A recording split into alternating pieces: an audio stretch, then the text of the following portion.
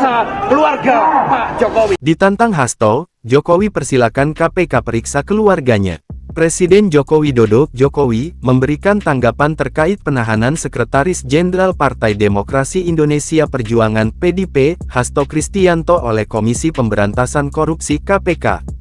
Dalam pernyataannya, Jokowi menegaskan bahwa jika terdapat bukti hukum yang kuat, pihak manapun, termasuk keluarganya, dapat diperiksa.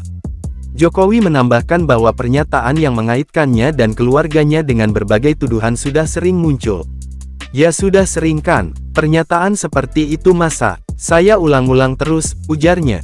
Presiden ke-7 Republik Indonesia itu juga menegaskan kesiapannya untuk diadili jika ada dasar hukum yang jelas untuk menjeratnya. Sebelumnya, Hasto Kristianto menyatakan bahwa penahanannya oleh KPK menunjukkan sikap lembaga tersebut yang dianggap tidak adil. Ia berkeyakinan bahwa keluarga Jokowi juga harus diperiksa. Semoga ini menjadi momentum bagi Komisi Pemberantasan Korupsi untuk menegakkan hukum tanpa kecuali, termasuk memeriksa keluarga Pak Jokowi. Hasto juga menegaskan bahwa sebagai Sekjen PDI Perjuangan, ia siap menerima konsekuensi politik, termasuk kemungkinan dikriminalisasi.